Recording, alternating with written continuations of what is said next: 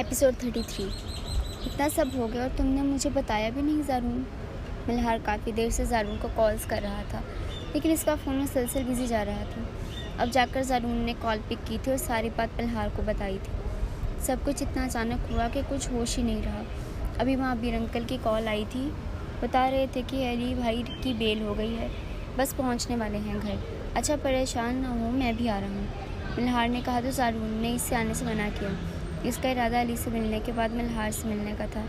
उस दिन मल्हार की परेशानी देखकर वो भी परेशान हो गया था, लेकिन मल्हार ने इसे कुछ साफ नहीं बताया था।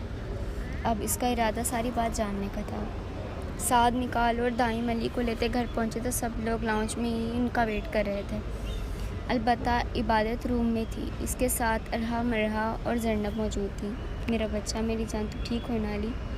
अक्सा बेटे को गले लगाते इसके हाथ चूमते बोली। मैं बिल्कुल ठीक हूँ मम्मा, वो माँ का सर चूमते बोला। वो सबसे मिला था। थोड़ी देर बाद वो फ्रेश होने के लिए उठा। वो सीढ़ियाँ चढ़ते अपने रूम में आया जहाँ इबादत रो रही थी। वो तीनों से चुप करवाने की कोशिश कर रही थी। अरहा इबादत को नज़रों में लिए इसने बहन को पुकारा तो वो चारों चौंक गई। जन्नब, अरहा, मरहा तीनों भागकर इसके गले लग गई थी, जबकि इबादत में मुश्किल जब्त किए बैठी थी। अब वो बहनों के सामने अली के गले नहीं लग सकती थी। भाई आप ठीक है? मरहा की आवाज़ सुनकर उसने इबादत की नज़रें हटाईं और बहनों का माथा चूमा, उनको तसल्ली करवाई। वो तीनों एक नज़र इबादत को देखती बाहर निकल गईं। उनके बाहर ज़्यादा ही इबादत भागते हुए अली के गले लगी थी। अली ने उसको कमर से पकड़कर अपने सीने से लगा लिया। अली, मेरे अली, अली मेरी जान, आप ठीक हैं? उसके बाजू, इसकी गर्दन, इसका चेहरा चूमते रो दी। मैं ठीक हूँ इबादत, अली ने इसके चेहरे पर बोसा देते इसे तसल्ली करवाई। इबादत आपको मना करके गया था ना कि रोना नहीं है, आपने मेरी बात नहीं मानी। इससे मैं क्या समझूं कि मेरी बीवी नाफरमान है जो शौहर का कहना नहीं मान रही।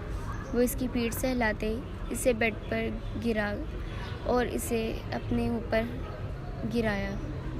मैं बहुत डर गई थी, मुझे सांस नहीं आ रहा था। आप मुझसे दूर थे, मैं कैसे सुकून में रहती? आप मेरे पास रहें, मैं नहीं रोऊंगी। वो इसके सीने पर सर रखते इसकी शर्ट दबोचते रो रही थी। कहीं नहीं जा रहा आपको छोड़कर मैं, मेरी बात नहीं मानी आपने और इसकी सज़ा आपको ज़रूर मिलेगी। कैसी सज़ा ली? मैं झेलना पड़ेगा, एक बार फिर मेरी शिद्दतों को सहना पड़ेगा, अपनी नाजुक वजूद पर मेरा प्यार बर्दाश्त करना पड़ेगा। तैयार हैं आप अपनी सज़ा भुगतने के लिए? वो इसकी आंखों में आंखें डालकर बोला, जिस सज़ा में आपकी कुर्बत नसीब हो मुझे, वो हर सज़ा कबूल है। इबादत अली की हर सज़ा कबूल करने की हिम्मत रखती है। वो फिर से इसके सीने से लग गई तो अली ने इसे ज़मीन से ऊपर उठाते इससे सीने में भींच लिया, लेकिन वो अंदर से बहुत परेशान था। ना जाने इस पर इल्ज़ाम लगाने वाला कौन था। इसे यकीन था कि वो कातिल नहीं है, लेकिन वो सबूत और गवाह कौन थे, क्या थे? फ़िलहाल वो इबादत को परेशानी से दूर करते अपने करीब कर गया। मेरा मुझे काम करने देना, प्लीज़ डिस्टर्ब ना करें। वो जो 2 दिन से ऑफ़िस नहीं गया था, आज काम ज़्यादा होने की वजह से रात के 9 बजे तक ऑफ़िस में था और मल्हार बार बार कॉल करे इसे डिस्टर्ब कर रही थी। टाइम, आप अभी तक ऑफ़िस में हैं? टाइम देखें, 9 बज गए हैं, आपको काम से फुर्सत नहीं? इतना काम है तो घर ले जाएं, फाइल्स घर से कर लीजिएगा, अभी तो जाएं ना घर, मुझे आपकी फ़िक्र हो रही है। वो फिक्रमंदी से बोली। मेरी जान, गार्ड्स मौजूद हैं बाहर और बस आधे घंटे बाद निकल जाऊंगा वापस। लेकिन आप मुझे कॉल्स करती रहेंगी तो मैं काम कैसे करूंगा जानम? अच्छा ठीक है, नहीं करती आपको कॉल्स, लेकिन ठीक आधे घंटे बाद कॉल करूंगी आपको। वो मान के भी नहीं मानती। ओके माय लव, जैसा आपका हुक्म। वो मुस्कुराते हुए फ़ोन बंद कर गया और फिर से लैपटॉप पर झुक गया। ऑफ़िस में सिवाय गार्ड्स के और दाइम के कोई भी नहीं था। अचानक ही दाइम को महसूस हुआ कि कोई ऑफ़िस में चल फिर रहा है। कौन है बाहर? उसने कुर्सी से उठते आवाज़ दी, लेकिन कोई जवाब न मिला। पूरा कॉरिडोर खाली था। वहम समझते वो वापस अंदर गया। लैपटॉप और बाकी चीज़ों को समेटते अब उसका इरादा घर जाने का था। वो लिफ्ट की तरफ बढ़ा ही था कि पीछे से कोई हवा की मानंद उसके करीब से गुजरा। वो एकदम पलटा, लेकिन वहाँ कोई भी नहीं था। ये कोई वहम नहीं था इसका, बाकी ऑफिस में कोई था।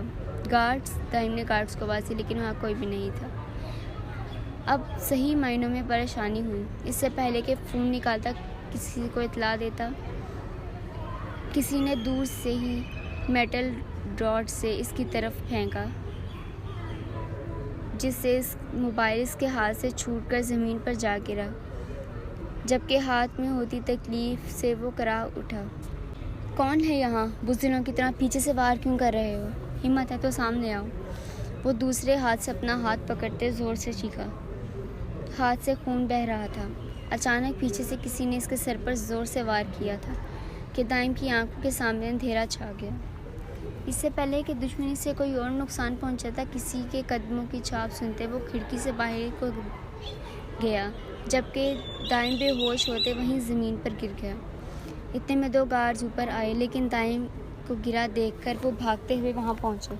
माहिर को कॉल करते वो इसे हॉस्पिटल ले गए थे। माहिर, क्या हुआ है? वो सब लोग डिनर कर रहे थे जब माहिर को गार्ड्स की कॉल आई कि दाइम पर किसी ने हमला किया है। भाई, मेरा दाइम, वो गार्ड्स की कॉल थी। ऑफिस में किसी ने दाइम पर जानलेवा हमला किया है। वो लोग इसे हॉस्पिटल ले गए हैं। क्या? मिकाल और महाबीर ने एक दूसरे को देखा। सफ़ा, गुड़िया, कुछ नहीं होगा दाइम को, मैं हूँ ना। महाबीर ने लड़खड़ाती सफ़ा को सीने से लगाया। भाई, मेरा बेटा, वो उभराई आवाज़ में बोली। कुछ नहीं होगा दाइम को, इसके बड़े पापा के होते हुए कोई से कुछ कहे तो, लेकिन जिसने भी ये किया है मैं इसे छोड़ूंगा नहीं। मरवा, मेरा बच्चा, संभालो इसे। माहिर, चलो हॉस्पिटल। भाई, मैं साथ चाहूँगी, मेरा बेटा ना जाने किस हाल में होगा। सफ़ा, तुम लोगों में से किसी का अभी बाहर निकलना सेफ नहीं है। अरमान, मिकाल, तुम लोग घर पर रहोगे, कोई बात नहीं जाएगा, अंडरस्टैंड? जी बाबा, मिकाल ने महाबीर को तसल्ली देते कहा। माहिर सफ़ा का माथा चूमते इसे तसल्ली देते वहाँ से निकला। मायरा, मेरी जान, मेरी गुड़िया, कुछ नहीं होगा दाइम भाई को, यहाँ आओ मेरे पास। मिकाल ने रोती मायरा को सीने से लगाया, जबकि मासूमा को अरमान ने सीने से लगाया हुआ था। मिकाल भाई, एक के बाद एक मुसीबत आती जा रही है। पहले अली भाई और अब दाइम भाई, ये क्या हो रहा है? मायरा नम आँखों से आवाज़ में बोली तो मिकाल ने इसका सर चूमा, इसे तसल्ली दी। किसको मौत पड़ गई है, अब सोने का वक्त है, सोने दो, लेकिन नींद ज़रूर बर्बाद करनी थी। ईगल इस वक्त बिस्तर पर ऊंधे मुंह सो रहा था जब इसे मिकाल की कॉल आई और बिना देखे ईगल अपनी होंक गया। बकवास बंद करो, नाम के ईगल। दाइम भाई पर मर्डर अटैक हुआ है और तुम इस वक्त हॉस्पिटल में हैं। मुझे वो दुश्मन अगले 1 घंटे में डार्क रूम में चाहिए। 1 घंटा मतलब 1 घंटा, मिकाल ने ऑर्डर देते फ़ोन खड़ाक से बंद कर दिया, जबकि दाइम पर हमले का सुनते ही इसकी नींद भड़क से उड़ गई। वो शर्ट पहनता फ़ौरन कमरे से निकला।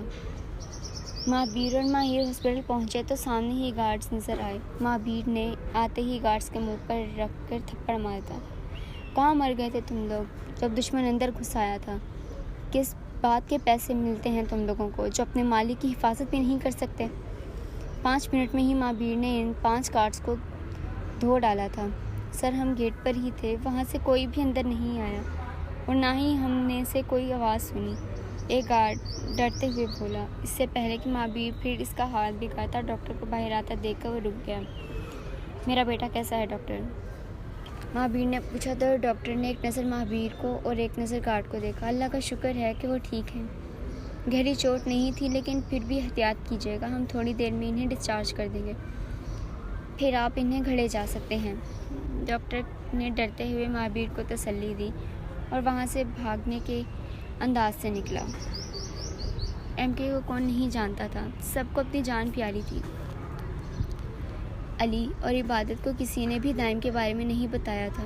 साथ अक्सा दोनों ही जान मंश जा चुके थे। घर में अरहा और मरहा थी। दाइम भाई तो इतने अच्छे हैं, किसी की इनसे क्या दुश्मनी हो सकती है भला? अरहा सेब खाते बोली। दुश्मनी तो अली भाई की भी नहीं थी किसी से, लेकिन इल्ज़ाम तो इन पर भी लग गया ना। तुम जानती हो राजपूत और खान वालों ने अपने बहुत से दुश्मन बना लिए हैं, बिज़नेस में भी। और महावीर अंकल कर्नल हैं, इनके तो और भी ज़्यादा दुश्मन हैं। निकाली होगी किसी ने इनसे दुश्मनी। मरहा लैपटॉप में मसरूफ़ बोली, ठीक कह रहे हो, बस अल्लाह करे दाइम भाई जल्दी से ठीक हो जाए। सफ़ानी का ना जाने क्या हाल होगा। अरहा एक बात कहूँ, अगर तुम्हें बुरा ना लगे तो। अरहा लैपटॉप साइड पर रखते अरहा से बोली, हम सब जान चुके हैं कि राइम भाई बेकसूर हैं।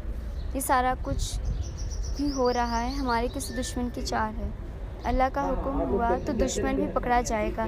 लेकिन तुम्हें नहीं लगता कि तुम्हें राइम भाई से बात करनी चाहिए, इनसे माफ़ी मांगनी चाहिए? मरहा की बात सुनकर अरहा ने ज़ब्त से इसे देखा। तुम्हें क्या लगता है मरहा, मैं जाकर माफ़ी मांगूंगी और वो मुझे माफ़ कर देंगी? इल्ज़ाम लगाया था इन पर मैंने। किरदार पर जब बात आ जाए तो इंसान सब लिहाज भूल जाता है। वो मुझे कभी माफ़ नहीं करेंगे। वो बात इतनी छोटी नहीं थी मरहा, वो नम आँखों से बोली तो मरहा को बहन पर तरस आया। अरहा, तुमने जानबूझकर तो इल्ज़ाम नहीं लगाया था ना। इस वक्त हालात ऐसे थे, सबका शक यकीन में बदल गया। कोई भी लड़की जानबूझकर अपनी इज्जत क्यों ख़राब करेगी भला? मरहा बहन के कंधे पर हाथ रखते बोली, अरहा मेरी दुआ है कि मेरा सामना कभी भी राइम से ना हो। एक शरीफज़ादे पर इतना बड़ा इल्ज़ाम लगा है, मैं कभी इनकी नज़रें नहीं मिला पाऊँगी। मेरा दिल बहुत बेसुकून है, तुम दुआ किया करो मेरे लिए कि इससे सुकून मिल जाए। वो नम आँखों से मुस्कुराते बोली और उठकर अपने कमरे से चली गई। शायद वो अपने आंसू अपनी बहन से छुपाना चाहती थी। मरहा ने अफसोस भरी नज़रों से इसे जाता देखा। काश वो सब ठीक कर सकती, काश वो दिन उनकी ज़िंदगियों में ना आया होता तो आज सब एक साथ होते। अरहा अपने कमरे में आते शिद्दत से रोई थी। वो कैसे सामना करेगी राइम का, यही सोच इसे मार रही थी। वो कितना प्यार करते थे मुझसे और मैंने क्या किया, उन पर अपनी इज्जत लूटने का इतना बड़ा इल्ज़ाम लगा दिया। क्या वो अब भी मुझसे इतना प्यार करते होंगे? उसने बेसाख्ता सोचा, लेकिन फिर तल्ख से मुस्कुरा दी। तू पागल है अरहा, तुझे क्या लगता है वो अब तेरा सोचते होंगे? कभी भी नहीं। वो तो तेरी शक्ल भी नहीं देखना चाहते होंगे। वो आंसू साफ करते बोली, लेकिन क्या पहली मोहब्बत इतनी आसानी से भुलाई जा सकती थी? मिलहाल फ़ोन करके थक गई थी, लेकिन दाइम का फ़ोन मुसलसल बन जा रहा था। कहाँ हैं आप दाइम? आंसू आँख में जमा होते गाल पर लड़ गए थे। ना जाने क्यों इसका दिल इतना घबरा रहा था। या अल्लाह, मेरे दाइम की हिफाजत कीजिएगा, इन्हें सही सलामत रखिएगा। इन्हें ज़रा सी भी चोट आए मैं बर्दाश्त नहीं कर सकती। आप तो जानते हैं मैं बहुत प्यार करती हूँ उनसे। उन्हें अपने हिफ्ज़ अमान में रखिएगा। वो अल्लाह से दुआ करती फिर से नंबर डायल कर रही थी, लेकिन फ़ोन बंद ही जा रहा था। मोबाइल बेड पर फेंकते वो औंधे मुँह बेड पर गिरती रोती। इसका दिल तड़प रहा था। ऐसा पहले कभी नहीं हुआ था, लेकिन आज न जाने क्यों वो बहुत बेचैन थी। दाइम को लेकर वो बहुत बुरे बुरे ख्याल इसके जहन में आ रहे थे। रोते रोते वो कब सो गई से पता भी ना चला।